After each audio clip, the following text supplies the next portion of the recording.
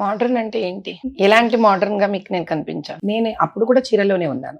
అప్పుడు కూడా ఇంత ఎర్రబొట్టే పెట్టుకునేదాన్ని. అప్పుడు కూడా గాజులు ఉండేవి నా చేతికి. అప్పుడు కూడా కాళ్ళకు పసుపు ఉండేది నాకు. అంటే కాలం మారుతున్న కొన్ని వేషధారణలు మారుతాయి. ఈ ఎలక్షన్ల కాలం వచ్చింది కాబట్టి వేషధారణలు మారినాయి. ఎలక్షన్లు అయిపోయిన తర్వాత మళ్ళీ మనం అంతా నార్మల్ వేషధారణకే వస్తాం, అంతే కదా. ఆ శక్తి ఇక్కడ నిగూఢమై ఉంటుంది మీకు. అందుకు వాళ్ళకి శిఖ ఉంది. ఆడపిల్లలకు జడ వేసుకోవడం కానీ ముడి వేసుకోవడం కానీ ఉంది. ఎందుకంటే తద్వారా శక్తి అక్కడ నుంచి వెళ్ళిపోకూడదు అని ఆ శక్తిని అక్కడ పట్టుకొని ఉంటుంది. నాకు చిన్న డౌట్ మాధవీలత గారు, మరి గుండు గీక్కున్నటువంటి పరిస్థితి ఏందండి? అంటే వానికి శక్తి మొత్తం పోతుందా? ఆడోళ్ళు మగోళ్ళు అందరు గుండు గీక్పించుకుంటారు కదా, అంటే వాళ్ళకి మొత్తం శక్తి అంతా పోతుందా? సరే, ఆడోళ్ళకు జడ అన్నారు. నాకు తెలిసి మగోళ్ళల్లో శిఖలు పిలకలు పెట్టుకునేదైతే బాపనోళ్ళే. అంటే మీరు ఏం ఎస్టాబ్లిష్ చేద్దాం అనుకుంటారో నాకు అర్థమవుతలేదు. నమ్మకం అనేది జనాల కాన్ఫిడెన్స్ ఇవ్వాలి, ఒక మంచి నమ్మకం వైపు నడిపియాలి. కానీ ఈ మూఢనమ్మకాలేంది? ఛీ, తల్లి పసుపు రాసుకుంటుందండి. ఇప్పుడు పిల్లలు చూస్తారు రోజు ఆ తల్లి పసుపు రాసుకుంటూ. పిల్లలకి రోజు పసుపు రాస్తే కనీసం ఒక పండగ పూట పసుపు రాసుకోవాలని ఒక థాట్ వస్తుంది. అంటే మీరు 100% చేస్తే ఇన్స్పైట్ ఆఫ్ ఎనీ ఇన్ఫ్లుయెన్స్ ఒక 10% అయినా చేయాలనుకుంటారు. ఎందుకంటే అలవాట్లో పొరపాట్లు అలవాటు కింద మారిపోతుంది. ఏం మాట్లాడుతున్నావు? అసలు నీకు అర్థమవుతుందా?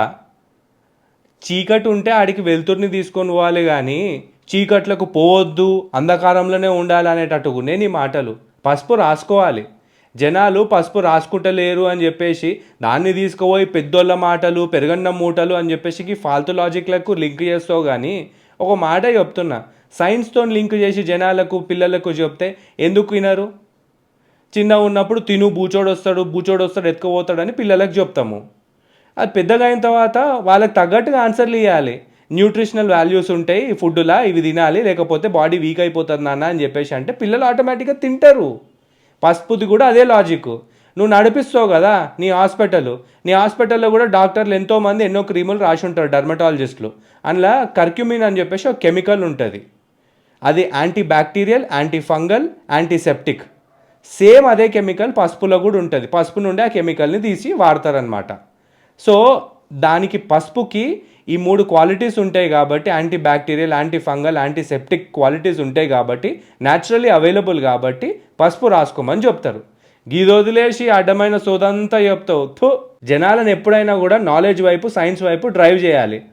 హాస్పిటల్ పెట్టంగానే కాదు, కొంచెం దిమాక్లో అక్కలు కూడా నింపుకోవాలి. Even institutions like AIIMS and IITs, ముస్లిం పిల్లలు ఈ రోజుకి అక్కడ నమాజ్ చేస్తారు. ఈ రోజుకి క్రిస్టియన్ పిల్లలు సండేలకు అక్కడ చర్చిలకు వెళ్ళిపోతారు. ఈ రోజుకి అక్కడ వాళ్ళు ఎవరైనా దొరుకుతారా కన్వర్ట్ చేసేద్దామా అని పాప పిచ్చి పిల్లలు, వాళ్ళకేం తెలుస్తుంది, ఎదురు చూస్తుంటారు, వీళ్ళని వెతుక్కుంటూ ఉంటారు. లేదా హిందువుల పిల్లలు ఎవరైనా డిప్రెస్డ్గా కనిపిస్తే టక్కన పట్టుకోవడానికి రెడీగా ఉంటారు. పిచ్చి పిల్లలు కాదు, నువ్వు పిచ్చిదాని లెక్క కొడుతున్నావు. అసలు పిల్లలు డిప్రెషన్లకు పోవడమే ఒక దరిద్రము. మళ్ళీ అందులోకి నువ్వు మతాన్ని కులాన్ని తెచ్చి ఏం చేద్దాం అనుకుంటున్నావు అస్సలు అర్థమైతలేదు. నువ్వు ఎడ చదువుకున్నావో తెలియదు, కానీ నేను మాత్రము NIT వరంగల్లో చదివిన. ఇందాక నువ్వు ఒక ఫాల్తూ మాట అన్నావు కదా, IIT, ఎయిమ్స్, అందులో ఉండే క్రిస్టియన్ పిల్లలు చర్చికి పోయి ప్రార్థన చేస్తారు, ముస్లిం పిల్లలు నమాజ్ చేస్తారు అని.